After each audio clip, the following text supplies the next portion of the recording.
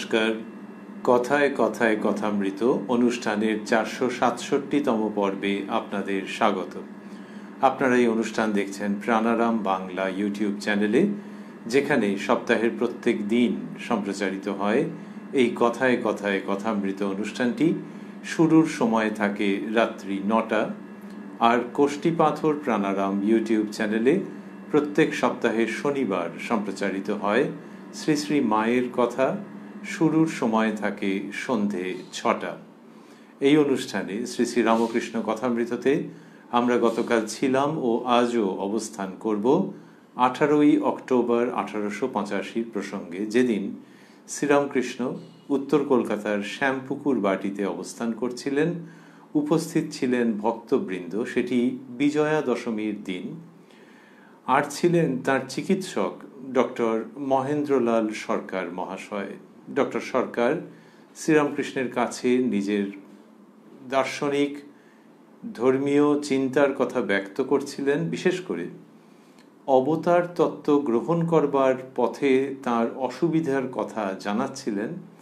শ্রীরামকৃষ্ণ তার নিজস্ব ভঙ্গিতে অসামান্যভাবে সেই সমস্ত কথার উত্তর দিচ্ছিলেন, সংশয় নিবারণ করার প্রয়াস করছিলেন। যেন আমরা সেই সব অমূল্য কথা শুনছিলাম, আর যেন এই জন্যে যে ডাক্তার সরকারের কিছু প্রশ্ন থেকেই যাচ্ছে, সেখানে শ্রীরামকৃষ্ণ একটি মন্তব্য করলেন। সেই মন্তব্যটি গতকাল আমরা শেষের দিকে একটু শ্রবণ করেছিলাম, যে আজকের অনুষ্ঠানে সেটির মধ্যে যাব এই ভেবে। তো ওই মন্তব্যটিকে একটু স্মরণ করে নিয়ে তারপরে কি ঘটল সেই প্রসঙ্গে শ্রীরামকৃষ্ণের অমৃত কথায় আমরা প্রবেশ করব শ্রী শ্রী রামকৃষ্ণ কথামৃততে, যার সূচনায় কথামৃতকার শ্রীযুক্ত মহেন্দ্রনাথ গুপ্ত বা শ্রীম বা মাস্টার মহাশয় উদ্ধৃত করেছেন, তব কথামৃতং তপ্ত জীবনং কবিভিরীড়িতং কলমশাপহং শ্রবণমঙ্গলং শ্রীমদাততং ভুবি গৃণন্তি ये ভূরিদা জনাঃ।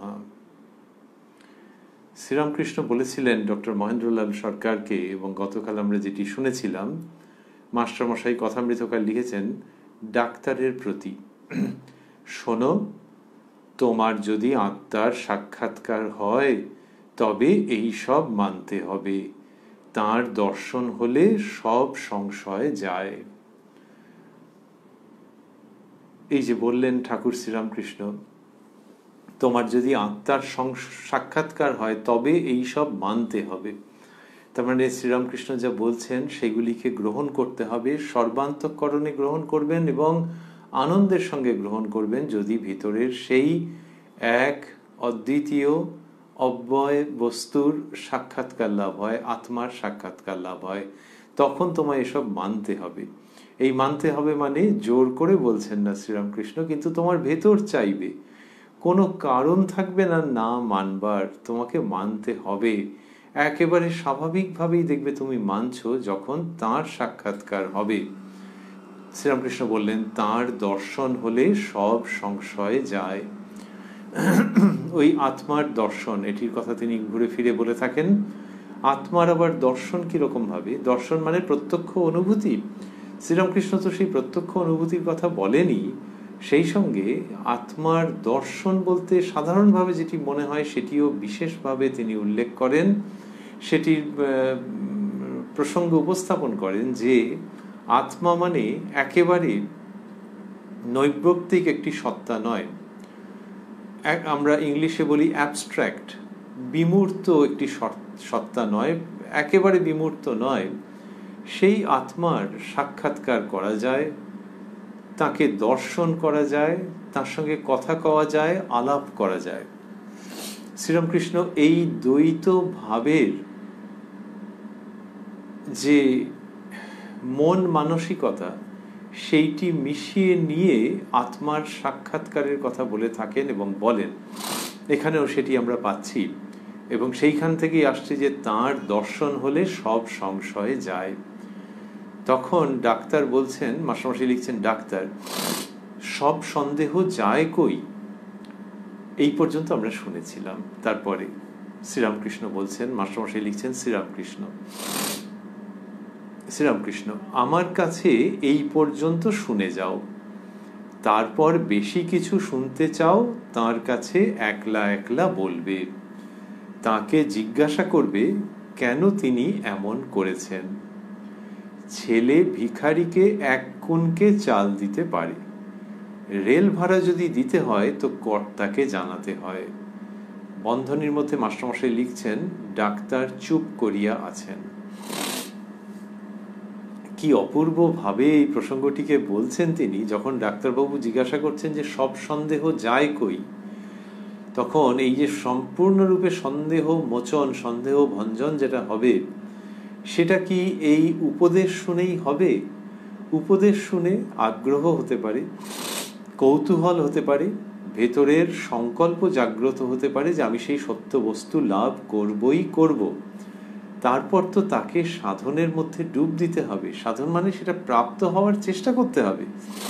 কেউ যদি বলে যে এই গরমের মধ্যে বুঝলে দেখে এলাম অমুক জায়গায় একটা পুকুর আছে, সেই পুকুরের পাশে একটা বড় গাছ আছে, ওই গাছতলায় বসলে যা আরাম না, এইটি শুনে কারুর একেবারে সেই রকমই আরাম হবে তার কোনো মানে নেই। আবার তিনি যদি জিজ্ঞেস করেন তাই নাকি, দেখলে, এই ব্যক্তিকে হয়তো বিশ্বাস করছে, বলছে দেখলে গাছ আছে, বসলে আরাম হবে, কিভাবে আরাম হবে বলো তো? তখন বলবে আমি কি করে বলবো, তোমাকে সেখানে যেতে হবে, গেলে সেই আরামটা পাবে। ওই যে যাওয়া, তারই নাম তো সাধন। এবং সেটা কোন পথ দিয়ে যেতে হবে? অন্তরের পথ দিয়ে যেতে হবে। অন্তরে গভীরে ডুব দিয়ে কোনো একটি পথ অবলম্বন করতে হবে। এই গাছতলায় যাওয়ার কটি পথ জানি না, কিন্তু অন্তরে যাওয়ার মোটামুটি 4টি পথ আমাদের শাস্ত্রে বলা হয়েছে, ভক্তি, জ্ঞান ইত্যাদি। তো কোনো একটি পথকে অবলম্বন করে তোমাকে যেতে হবে, মূলত একটি পথকে অবলম্বন করে যেতে হবে। আবার অন্য পথেরও কিছু কিছু তুমি অনুভূতি তখন পাবে। তা করে যখন যাবে, এই যে সাধন, সেটা না করলে কি করে হবে? শ্রীরামকৃষ্ণ সেই সাধনে, সাধন বললে অনেক সময় মনে হয় যেন সাধু সন্ন্যাসীর ব্যাপার, কিন্তু আসলে তো ওইটাই, যে সাধু সন্ন্যাসীর ব্যাপার বটে, যারা সাধু সন্ন্যাসী নন তাদেরও ব্যাপার, যে সেই বস্তু লাভ করতে গেলে শুধু কথা দিয়ে তো হবে না। তবে হ্যাঁ, কথার একটা মৌজ আছে।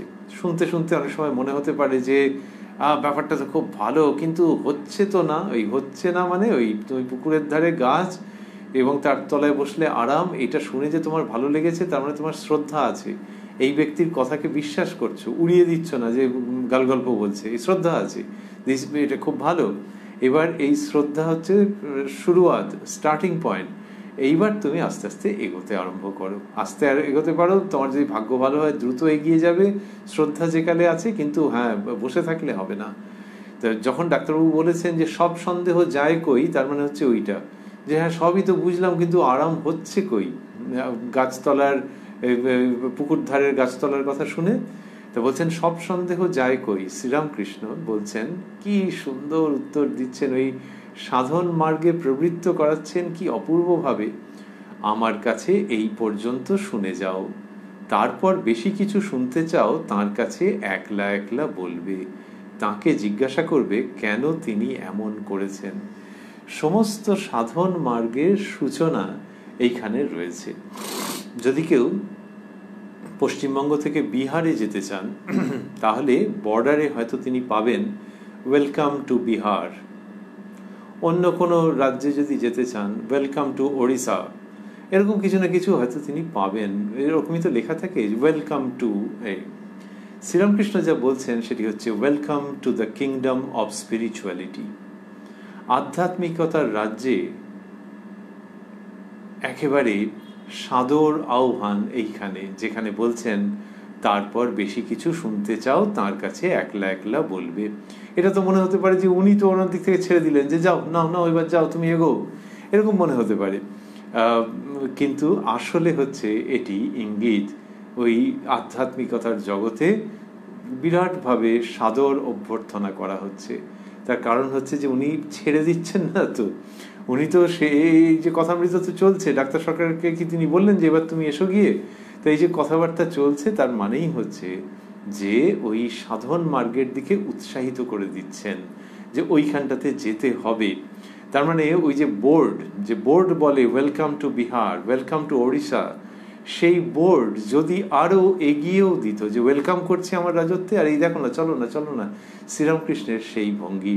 তিনি আহ্বানও জানান, আবার ওই পথে অগ্রগমনকেও উৎসাহিত করেন, সম্ভবায়িত করেন। তিনি বলছেন, আমার কাছে এই পর্যন্ত শুনে যাও, তারপর বেশি কিছু শুনতে চাও তাঁর কাছে একলা একলা বলবে। ওই সাধন জগৎ, এর মধ্যে তাঁর কাছে দুটি বাক্যবন্ধ আমাদের ভালো লাগছে। একটা হচ্ছে একলা একলা, আরেকটি হচ্ছে এই শব্দ, এই জায়গাটি যে তাঁর কাছে।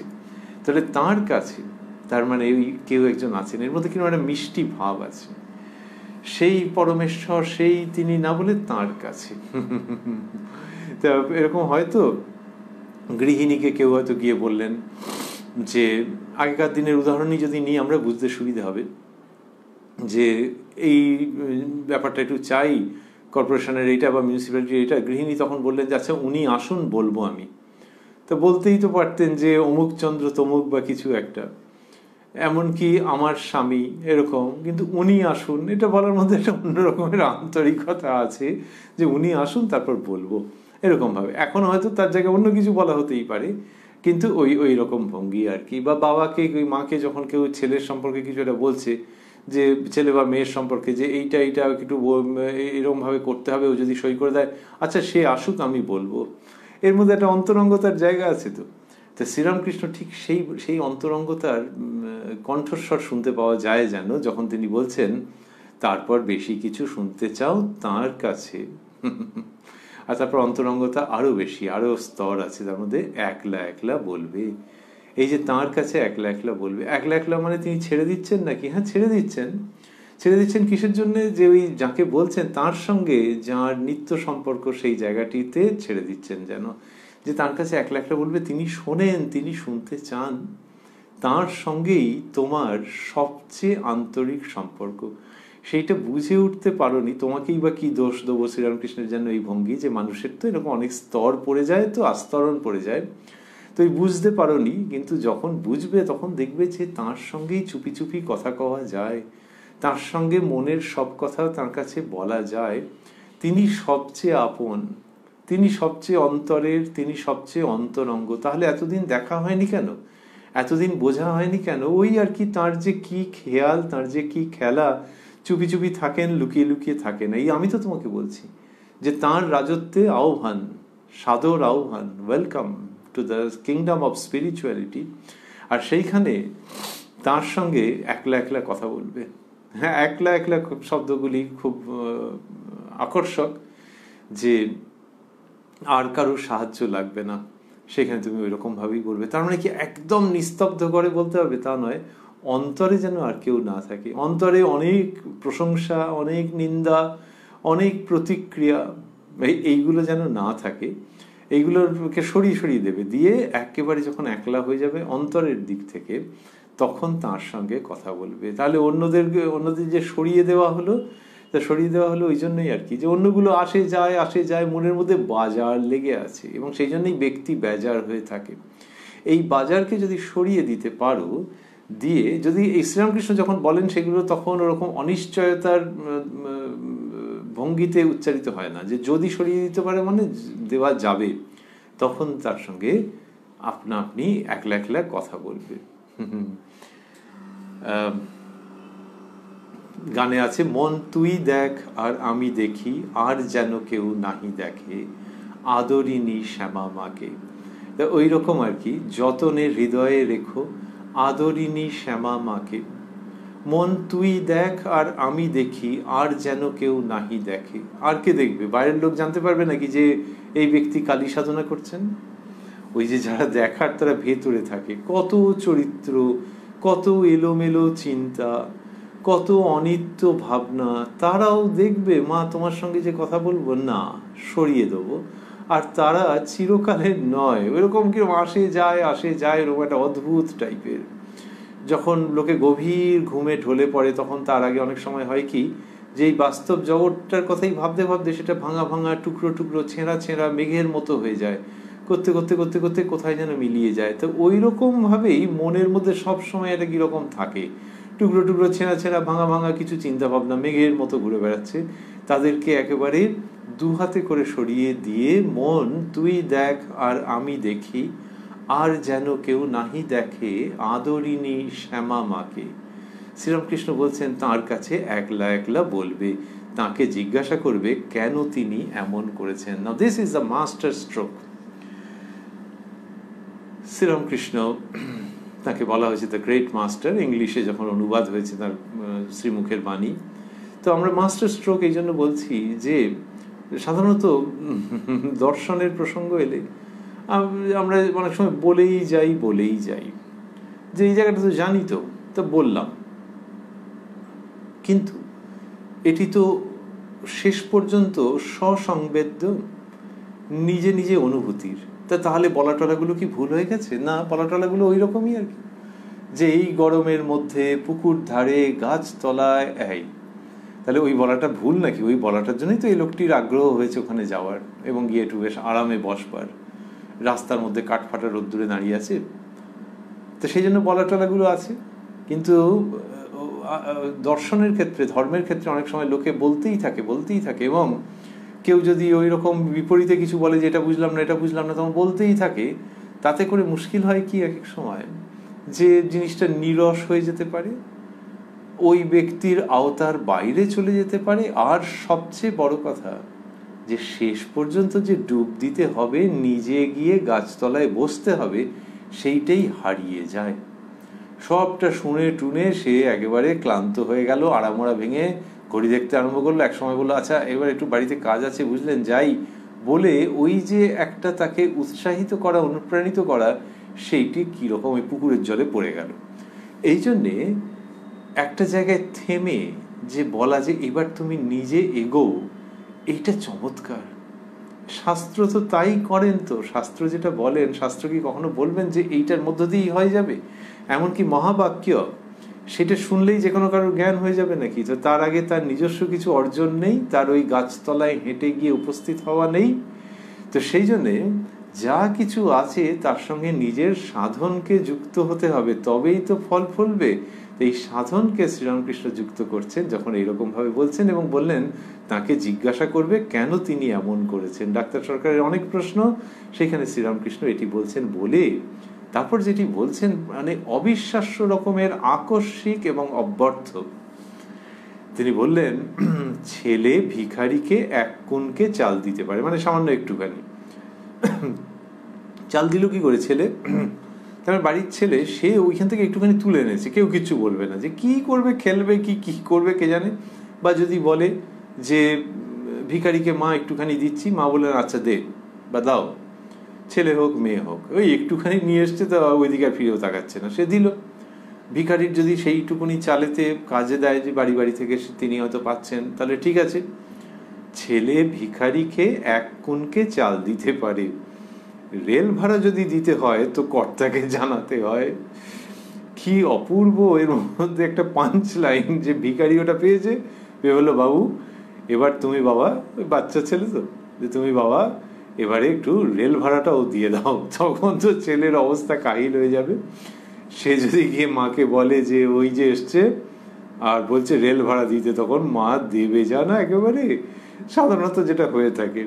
তো আর যদি মা রাজিও হয়, আগেকার দিনের প্রসঙ্গে দেওয়া উপমা এখনকার দিনের মতো করে তৈরি করা যায়, আমরা করবোই না, কারণ আগেকার দিনের প্রেক্ষিতে রেখেই বুঝে নেওয়া নিয়ে কথা। তো মা যদি দিতেই চায় তখন কি হবে, তিনি আবার কর্তাকে জানাবেন যে বাচ্চা ছেলে এসে বলছে, মা একটু উঁকি মেরেও দেখলেন যে আহারে কি একটা অসুবিধায় পড়েছে, এবার কর্তাকে জানাতে হবে। সুতরাং এক কুনকে চাল অবধি ছেলে দিতে পারে, রেল ভাড়া যদি দিতে হয় তো কর্তাকে জানাতে হয়। এইটা শ্রীরামকৃষ্ণ বলছেন যে কে কতটা দিতে পারে। এর মধ্যে কি অদ্ভুত সুন্দর মজা রইল, যে ভিখারি ওইরকম চাল পেয়ে আবার বলছে রেল ভাড়াটাও দিয়ে দাও বাবু, এইটা একটা মজা আছে। আর তার সঙ্গে যেটি রয়েছে সেটি হচ্ছে শ্রীরামকৃষ্ণ নিজেকেও একটু ছোট করে দেখাচ্ছেন, কিন্তু প্রসঙ্গটা বুঝতে পারা যায় যে ওই যে এক কুনকে চাল তিনি দিচ্ছেন নাকি, তিনি তো থরে থরে দিচ্ছেন, কিন্তু তাহলেও এই সত্যটি থেকেই যাচ্ছে এবং শ্রীরামকৃষ্ণ সেই সত্যর তলায় যেন অ্যাটেস্ট করে দিচ্ছেন, সেই সত্যকেই উপস্থাপন করছেন যখন তিনি বলছেন যে এরপর নিজেকে ডুব দিতে হবে। সেই জন্যে ছেলে ভিখারিকে এক কুনকে চাল দিতে পারে, রেল ভাড়া যদি দিতে হয় তো কর্তাকে জানাতে হয়।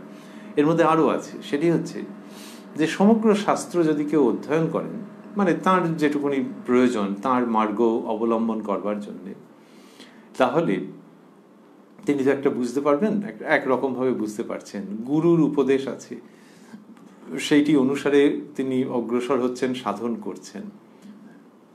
এইবার শাস্ত্রের প্রসঙ্গটি যদি ভাবা যায়, যে শাস্ত্র তিনি ক পাতা পড়েছেন, 10 পাতা হতে পারে, 100 পাতা হতে পারে, 10,000 পাতা হতে পারে, আরো বেশিও হতে পারে, কিন্তু যখন তিনি ওই বস্তু লাভ করবেন, বস্তু লাভ কথাটা ঘুরে ফিরে আসছে খুব প্রচলিত বলে, আসলে সত্যের সন্ধান পাবেন।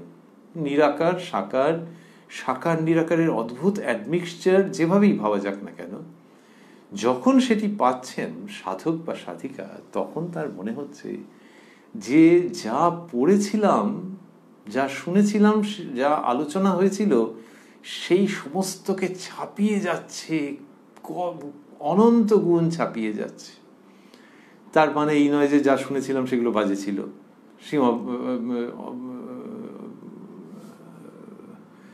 পূর্ণাঙ্গ রূপে সত্য ছিল না, এইসব নয়, কিন্তু এই অনুভূতি তাকে ছাপিয়ে যাচ্ছে। কিরকম রেশিওটা, কিরকম অনুপাতটা, কিরকম ওই 1 কুনকে চাল আর রেল ভাড়ার মতো, যে সমস্ত ছাপিয়ে যাচ্ছে, এই আভাস এর মধ্যে রয়ে গেল। তাহলে শাস্ত্র পাঠ, শাস্ত্র অধ্যয়ন, এগুলো সমস্ত 1 কুনকে চালের মতো নাকি?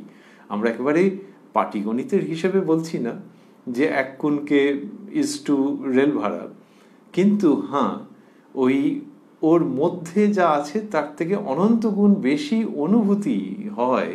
যখন সেই অনুভূতি হচ্ছে, তখন সেই ব্যক্তির অন্য রকমের মনে হচ্ছে যে শাস্ত্রের মধ্যে তো আর কতটুকুনি বা এই হচ্ছে। তাই এইটা আমাদের উপনিষদেও আছে বিভিন্ন রকম ভাবে, যে তখন কথা বন্ধ হয়ে যাচ্ছে, তখন শুধু কতগুলো উচ্ছ্বাস তার মুখ দিয়ে বেরোচ্ছে, আর কোনো কথা বেরোচ্ছে না, সেগুলো সব অদ্ভুত অদ্ভুত শুনতে লাগছে, এবং তখন বোঝা যাচ্ছে যে ভেতরে ব্যক্তির ভেতরে তোলপাড় হয়ে যাচ্ছে। এইটা আচ্ছা, শাস্ত্র তাকে যদি এই কথাটা বলা হয়, তাহলে তার কি খারাপ লাগবে? শাস্ত্র যেন সেটিতে বিশেষ আহ্লাদিত হবেন এইটি শুনে যে একজন ব্যক্তির ওটা হয়েছে। কেন? দুটি কারণে। এক হচ্ছে শাস্ত্রের মধ্য দিয়ে নিয়ে অগ্রসর হয়েছেন, আরেকটি হচ্ছে যে এইটাই সত্য, এইটাই সত্য। যদি কেউ শাস্ত্র পাঠ করে, এবং ধরা যাক যে সামনে 10 জন 12 জন শিক্ষার্থী ছিলেন, কেউ কেউ খুব তার্কিক ছিলেন, তাদেরকে সব স্তব্ধ করে দিয়েছেন, এমন সুন্দর করে ব্যাখ্যা করেছেন, এবং দিনান্তে তিনি খুব খুশি যে আজকে একবারে ধর্ম জগতের মধ্যে থাকা হলো, তাহলে যেন শাস্ত্র বলতেই চাইবেন যে তোমার আরো পথ যাওয়া বাকি। তুমি যুক্তি বিচার দিয়ে ওদেরকে থামিয়ে দিলে, ওদেরকে খণ্ডন করে দিলে, তার মানে ওদের বুদ্ধি টুদ্ধি তোমার থেকে কম আছে, ওদের যুক্তির পারদর্শিতা তোমার থেকে কম আছে, কিন্তু তাতে যদি তুমি সন্তুষ্ট হয়ে গিয়ে থাকো, তাহলে হয়নি, তোমার এখনো অনেক পথ যাওয়া বাকি। শাস্ত্র তো সেটা জানেন। তো সেই জন্যেই এইটি রয়েছে, এবং শাস্ত্রই বলছেন যে তিনি অবাং মানস গোচরম। এ শাস্ত্রেরই কথা, যে তিনি বাক্য মনের অগোচর। তাহলে সেই বাক্য মনের অগোচর যিনি, তাকে যখন কেউ পাচ্ছেন, তখন যেটা হচ্ছে, পুকুর ধার গাছতলা যদি ভাবা যায়, সেখানেও দেখা যাবে, মানে সেটা একটা প্রোটোটাইপ, সেটির মধ্য দিয়ে এর সাদৃশ্য সমান্তরাল পাওয়া যাবে। সেটি হলো যে যদি কোনো ব্যক্তি শোনেন যে পুকুর ধারে গাছ আছে, গাছতলায় বেশ ছায়া আরাম হয়, যখন গিয়ে গাছতলায় বসবেন, তখন গায়ে হাওয়া লাগছে, তখন যে অনুভূতিটা হবে, এটা কোনো মতে হতে পারে না যে ওই ব্যক্তির কাছে শুনেও ওই একই রকমের অনুভূতি হয়েছিল। এটা কখনো হতে পারে না, এবং যে ব্যক্তি বলেছিলেন তিনিও এটা কখনো ভাববেন না বা ক্লেম করবেন না যে শুনে শুনে আন্দাজে আন্দাজে অনুভূতি হয়ে যাবে। অথচ যা শুনেছে সেগুলো সত্য, সেগুলো বিশ্বাস করেছে, কিন্তু সত্যটা কেমন? Have you tested that truth? তার জন্য কি ওখানে বসতে হবে। বসলে কি বলে লোকে, যে সারাদিনের ক্লান্তি যেন দূর হয়ে গেল, কি আরাম এই বিরাট গাছ, তার তলায় বসে আর হাওয়া দিচ্ছে, কি আরাম। তখন যদি বলে তুমি যে শুনেছিলে, বলে আরে শুনেছিলাম বলেই তো এসেছি, কিন্তু শুনে যা আন্দাজ করেছিলাম তার থেকে অনেক বেশি কি আরাম। এই শব্দটা এলো কোত্থেকে? বিসর্গ। এর মানে কি? এর মানে তো নানান রকমের হয়, লাগলেও লোকে ওরকম আওয়াজ করে ওঠে, যদি হঠাৎ করে গায়ে কিছু লেগে যায়। তো তার সুতরাং ওই শব্দটা, ওটা তো এক্সক্লামেশন, একটা উচ্ছ্বাস প্রকাশ করছে। এইটাই হচ্ছে তো তার মানে ঠিক পুরোপুরি বোঝাতে পারছে না। ওই যে আত্মবস্তু অবাং মনস গোচরম, আর আমাদের এমনি অনুভূতির ক্ষেত্রেও দেখা যাবে যত অনুভূতি তীব্র হতে আরম্ভ করবে তত উচ্চারিত বাক্য, আর্টিকুলেট ওয়ার্ডস অ্যান্ড সেন্টেন্সেস কম পড়ে যাবে। তখন লোকে বলে ও ধুর, এইরকম সব বলতে আরম্ভ করবে।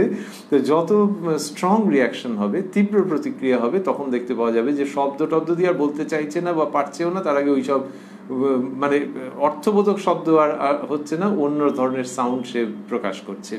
এইটা যদি ঘটে তাহলে হচ্ছে কি, যে তাকে সেই বস্তুকে লাভ করলে তাহলে ক্রমশ কমে আসছে। তখন সেই বস্তুকে লাভ করলে কি হবে, যে তখন ক্রমশ কমে আসবে, তার আর বাক্যস্ফূর্তি হবে না, তিনি বাক্য মনের অগোচর সেইভাবে তার আস্বাদন হবে।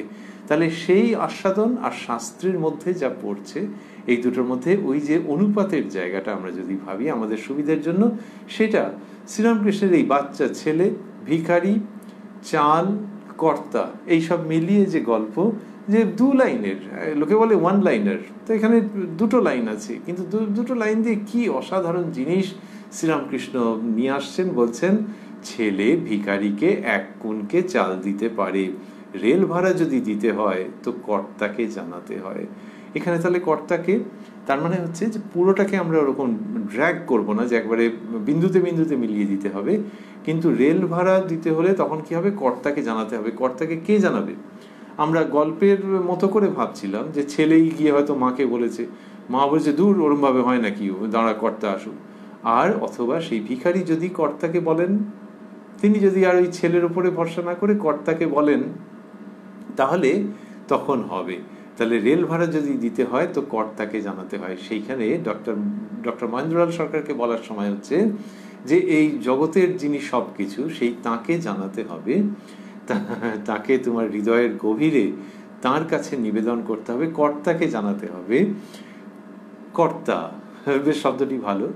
আবার গানের মধ্যে আছে, রাজ ও রাজেশ্বর দেখা দাও, করুণা ভিখারি আমি, করুণা নয়নে চাও।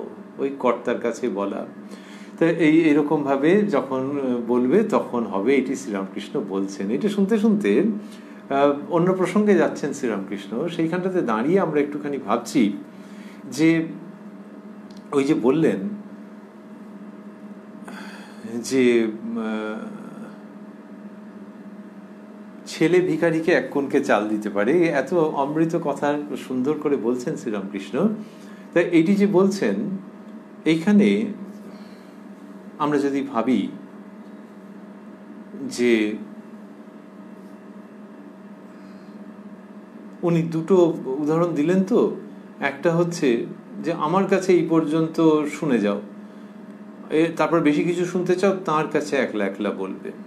আমরা বলছিলাম ডাক্তার সরকারের পটভূমিকায় যে তিনি তার অন্তরে ডুব দিয়ে যেন বলেন, সেটাই শ্রীরামকৃষ্ণ বলছেন। তারপর আবার কিরকম বললেন, অনেকটাই নিজেকে প্রচ্ছন্ন রেখে ছোট জায়গায় দেখিয়ে লোকিতে বলছেন, ছেলে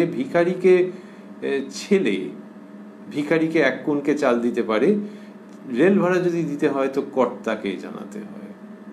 আমরা উদাহরণ হিসেবে গ্রহণ করতে করতেও ভাবছি যে প্রপোর্শনের জায়গাটা একটা অন্যরকম লাগছে, যে বাচ্চা ছেলের মতো যে শ্রীরামকৃষ্ণ এই যে বলছেন। পাশাপাশি ভাবছি যে সমস্ত শাস্ত্রের মর্ম যে এইভাবে চলে আসছে এর মধ্যে দিয়ে, এটি অপূর্ব। ডাক্তারবাবুকে তিনি বললেন আজকের অনুষ্ঠানের শুরুতে, আমরা শুনলাম যে শোনো, তোমার যদি আত্মার সাক্ষাৎকার হয় তবে এইসব মানতে হবে, তার দর্শন হলে সব সংশয় যায়। এই যখন বলছেন যে তার দর্শন হলে সব সংশয় যায়, তখন ডাক্তার বলছেন যে সব সন্দেহ যায় কই।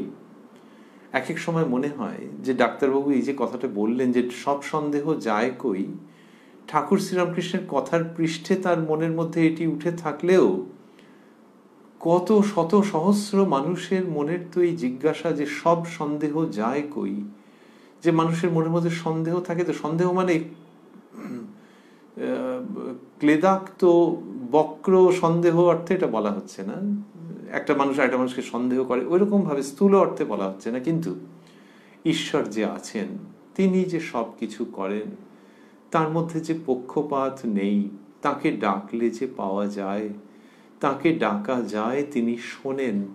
এই কথাগুলো কেউ হয়তো একজন শুনলেন, শুনে মনের মধ্যে বেশ ভালো লাগলো, তারপর জীবনের মধ্যে এমন একটা কিছু ট্রেমার তৈরি হলো, এমন একটা কম্পন তৈরি হলো যে ধর অনেকগুলো পড়ে গেল বিশ্বাস, অনেকগুলো বিশ্বাস পড়ে গেল ওই কম্পনের জন্য। তখন হচ্ছে যে সংশয় আবার উৎপন্ন হলো যে যা শোনা হয়েছিল ওগুলো কি ঠিক? তাহলে কি পড়ে গেল? পড়ে গেল ওই তিনি মোটামুটি একটা ভাবনা দাঁড় করিয়েছিলেন, সেইটা পড়ে গেল। ঈশ্বরীয় ভাব নয়, ঈশ্বরীয় সত্য নয়, ঈশ্বরীয় প্রসঙ্গ নয়, কিন্তু সেগুলির সম্পর্কে ইনি মনের মধ্যে যে কনস্ট্রাকশনটা করেছিলেন ওইটা পড়ে গেল একটা ধাক্কার চোটে, ট্রেমারের চোটে। জীবনের কত রকমের ঘাত প্রতিঘাত, তাতে ওইটা পড়ে গেল, ধর পড়ে গেল। এইটা যখন হচ্ছে, সেখানে সংশয় আবার দাঁত বার করছে।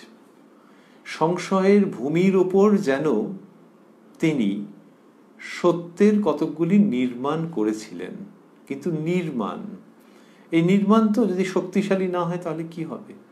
তখন ওই ভেঙে পড়ল, আর ওই সংশয়ের যে জমি এবড়ো খেবড়ো, সেই জমি আবার দাঁত বার করে ফেলল। এটি হচ্ছে যে সংশয়ে যাচ্ছে না, এমনিতে সংশয় রয়েছে, তাকে নানান রকমভাবে কবজা করার চেষ্টা করা হয়েছে, বিচারের দ্বারা, ভক্তির দ্বারা, মহাজন বাক্য শ্রবণের দ্বারা করে যেটুকুনি তৈরি করা হয়েছে আবার পড়ে গেছে। সুতরাং তার এটা ডাক্তারবাবু যখন বলছেন সব সংশয়ে যায় কই, সেটা যেন একদিক থেকে মানবতারই একটা অসহায়তার কথা তিনি উচ্চারণ করছেন। আর তার উত্তরে শ্রীরামকৃষ্ণ যখন বলছেন যে সব সংশয়ে যায় কই, তার উত্তরে যে আমার কাছে এই পর্যন্ত শুনে যাও, তারপর বেশি কিছু শুনতে চাও তার কাছে একলা একলা বলবে। ওই প্রশ্নের উত্তরে এইটা বলা যে আরো তত্ত্ব ব্যাখ্যা করতে অগ্রসর তো হচ্ছেনই না, বরং সাধন পথে প্রবৃত্ত করাচ্ছেন যে অপূর্ব ভাবে। সেইটি আমরা ভাবছি যে কে পারে এরকম। খুব হালকা উদাহরণ দিতে গেলে, খুব হালকা, ক্রিকেটে বলা হয় যে জাত ক্রিকেটার, জাত ব্যাটসম্যান, তিনি কি করছেন যে যখন বলগুলো আসছে খেলছেন, কোনোটাতে একটু ব্লক করলেন, কোনোটাতে অপূর্ব একটা শট নিলেন, একেবারে বাউন্ডারির দিকে বল ছুটলো, কোনোটাতে ফুল টস বল সেরকম ভাবে মারলেন, বোলারের মাথার উপর দিয়ে হয়তো মারলেন, আবার কোনো বল জাস্ট দেখে ছেড়ে দিলেন কেন না ওই বলটা, ওটা যদি খেলতে যায় ক্যাচ উঠে যেতে পারে, এরকম আর কি। তা আমরা বলছিলাম খুব হালকা উদাহরণ। তো যখন ছেড়ে দিলেন তখন লোকে বলে উড়ে বাবা, জাত ব্যাটসম্যান, দেখলে ইচ্ছে করে বলটা ওরকম দিয়েছিল, দেখে ছেড়ে দিলেন ওই বলটাকে, কিচ্ছু করলেন না। শ্রীরামকৃষ্ণ কিছুটা মিলবে এই উদাহরণের সঙ্গে। শ্রীরামকৃষ্ণ কোন বলগুলো খেলবেন আর কোনগুলো খেলবেন না সেই জায়গাতে বিরাট পারদর্শী। শুধু ক্রিকেটের ক্ষেত্রে উনি হচ্ছেন ছেড়ে দিলেন যে উইকেট কিপার ধরতে পারে ধরুক, নাহলে মাঠের বাইরে হয়ে যাবে, যা প্রাণ চাই হোক গিয়ে যাক, আমি টাচ করব না। এখানে শ্রীরামকৃষ্ণ তা নয়, আমি সরাসরি ব্যাট করব না, ওই বলটাতে আমি সরাসরি ব্যাট করব না, সব সন্দেহ যায় কই, এটাতে সরাসরি ব্যাট করবেন না। তিনি না করে কি করছেন, অদ্ভুত জায়গায় নিয়ে যাচ্ছেন। বেশি কিছু শুনতে চাও তার কাছে একলা একলা বলবে, welcome to the kingdom of spirituality. ওই যে সব সন্দেহ যায় কই, এটা যিনি কিনা বলছেন, তার মানে তার মধ্যে একটা আগ্রহ রয়েছে। ডাক্তার সরকারের ক্ষেত্রে যাই হয়ে থাকুক না কেন ভবিষ্যতে, এই জায়গাতে দাঁড়িয়ে আমাদের ভাবনা যে যিনি এরকমভাবে বলতে পারবেন তার বিরাট সুযোগ এসে গেছে, যে সব সন্দেহ যাতে যায় তার জন্য তিনি যত্নশীল হচ্ছেন। এবং সেইখানে এই বলটাকে শ্রীরামকৃষ্ণ যেভাবে খেলছেন, কোট আনকোট খেলছেন, সেটি অপূর্ব। সেটাকে সম্পর্কে তিনি বলছেন তার কাছে একলা একলা বলবে, তাকে জিজ্ঞাসা করবে কেন তিনি এমন করেছেন। আবার তারপরে ছেলে এবং এক কুনকে চাল, রেল ভাড়া, এইসব প্রসঙ্গ বললেন। এইভাবে যিনি কিনা ডিল করছেন তিনি অন্যরকম। লোকে বলে ওখানে জাত ব্যাটসম্যান, আর এখানে হচ্ছেন অবতার স্বয়ং, ঈশ্বর স্বয়ং অবতীর্ণ হচ্ছেন, সচ্চিদানন্দ স্বয়ং এই নররূপ ধরে অবতীর্ণ হলে তবেই এইরকম ভাবে, এই প্রত্যয়ের সঙ্গে, এই শৈলীর সঙ্গে, এই শক্তির সঙ্গে, এই সমন্বয়ের সঙ্গে প্রসঙ্গটিকে নিয়ে কাজ করা যায়, প্রসঙ্গটিকে নিয়ে ডিল করা যায়। তাই শ্রীরামকৃষ্ণ যখন বলছেন তখন কি হয়েছে, ওটি এসে উপস্থিত হচ্ছে যে তারপর যদি বেশি কিছু শুনতে চাও তার কাছে একলা একলা বলবে। এটি যখন ডক্টর সরকারের প্রসঙ্গ ছেড়ে দিয়ে অন্য কোনো মানুষের কথা ভাবা যায় যদি, তাহলে দাঁড়ালো কি যে কোনো ভক্ত মানুষ, কোনো অনুরাগী মানুষ, কোনো সত্য লাভেচ্ছু মানুষ তিনি যখন কথামৃত অধ্যয়ন করছেন তখন হচ্ছে যে হ্যাঁ, সংশয় নিবারণের অনেক কথা আছে, কিন্তু সর্বাঙ্গীনভাবে, সর্বতোভাবে, সামূহিকভাবে সংশয় নিবারণ কি করে হবে, তার জন্যে তাঁর কাছে একলা একলা বলতে হবে, জিজ্ঞাসা করতে হবে কেন তিনি এমন করেছেন, এবং এই তিনিটি কে? এই তিনিটি হচ্ছেন সেই তিনি যিনি অবলীলায় এইরকমভাবে কথা বলতে পারেন, উদাহরণ দিতে পারেন, অমৃত বিতরণ করতে পারেন, তিনি শ্রীরামকৃষ্ণ পরমহংস। তার ডাক্তারকে ওরকমভাবে বলেছেন, আর মানুষ যখন উত্তরকালে দেখছে এই পুরো প্রসঙ্গটি অনুধাবন করছে, তখন সন্দেহ নেই যে সেখানে অবশ্য অবশ্য শ্রীরামকৃষ্ণের কথাই ভাবতে পারে। তো কেউ যদি বলে শ্রীরামকৃষ্ণের কথাই তো শুনছিল, শুনে যদি সংশয় নিবারণ হলো না, শোনাটা একরকম, আমাদের শাস্ত্রে বলা হয়েছে শ্রবণ মনন নিদিধ্যাসনা, শ্রবণ মনন নিদিধ্যাসন। তাহলে শুনলে সেটা মনের মধ্যে ভাবো, আর তারপর গভীরে ডুবে গিয়ে তাকেই সন্ধান করো, যিনি সেদিন 18ই অগস্ট 18ই অক্টোবর 1885-তে শ্যামপুকুর বাটিতে সেই অমৃত কথা বলেছিলেন। তিনি কোথায়? শ্যামপুকুর বাটিতে না, কাশীপুরে না, দক্ষিণেশ্বরে। এই সবগুলোই হচ্ছে এমনিতে না, আবার হ্যাঁ, আর বিশেষ করে তিনি অন্তরের অন্তরে, তিনি সর্বত্র এবং তিনি অন্তরে। সেজন্য সেই দিন 18ই অক্টোবর 1885-তে যিনি বলেছিলেন যে তাঁর কাছে একলা একলা বলবে, সেই তিনিই অন্তরে রয়েছেন একলা একলা ওই কথাগুলি শোনবার জন্যে। তাই 1885 থেকে 2021-এ এসে আমরা ভাবছি যে যিনি এই কথাগুলি বলেন তিনি সবটা জানেন, সবটা জানেন। তাই জন্যই এত সাবলীলভাবে বলা, এত মৌলিকভাবে বলা। এইসব উদাহরণ, এই ভঙ্গি আমরা কোথায় পাই না তো। তো এটা তিনিই বলছেন, কিন্তু তিনি ঘোষণা করছেন না। তবে বড়রা যা বলছেন, ঠাকুরের সন্তানেরা যা বলছেন, শ্রী শ্রী মা যা বলছেন, সেটি অনুযায়ী স্বামীজি মহারাজজি যা বলছেন সেটি থেকে বুঝতে পারি যে ওই যিনি কিনা কর্তাকে জিজ্ঞেস করবার কথা বলেছিলেন, সেই তিনিই কর্তা রূপে অন্তরে অবস্থান করছেন। যে ভক্ত তাকে ভালোবাসে, তাকে শ্রদ্ধা করে, তিনি যদি অন্তরে ডুব দেন, কোনো সন্দেহ নেই যে তিনি দেখতে পাবেন সেই তাকে যিনি 18ই অক্টোবর 1885 কর্তার কথা বলেছিলেন, আর বলেছিলেন তাকে জিজ্ঞাসা করবে কেন তিনি এমন করেছেন। সেই তিনি ওই অন্তরের তিনি হয়ে অবস্থান করছেন। এটা যে কেউ আবিষ্কার করবেন যদি ওই পথে দৃঢ় পদক্ষেপে শ্রদ্ধার সহিত অগ্রসর হন। আমরা রয়েছি উদ্বোধন কার্যালয় প্রকাশিত শ্রী শ্রী রামকৃষ্ণ কথামৃতের 922 পৃষ্ঠায় রয়েছি। আগেই স্মরণ করা হয়েছে 18ই অক্টোবর 1885 প্রসঙ্গে শ্রীরামকৃষ্ণের পূত সান্নিধ্যে। এই অনুষ্ঠানে আমরা ঠাকুর শ্রীরামকৃষ্ণের কৃপা সাপেক্ষে আমরা আবারও আগামীকাল মিলিত হব পারস্পরিক প্রাণারাম বাংলা ইউটিউব চ্যানেলে, যেখানে সপ্তাহের প্রত্যেক দিন সম্প্রচারিত হয় এই কথায় কথায় কথামৃত অনুষ্ঠানটি। শুরুর সময় থাকে রাত্রি 9টা, আর কোষ্ঠী পাথর প্রাণারাম ইউটিউব চ্যানেলে প্রত্যেক সপ্তাহের শনিবার সম্প্রচারিত হয় শ্রী শ্রী মায়ের কথা। শুরুর সময় থাকে সন্ধে 6টা।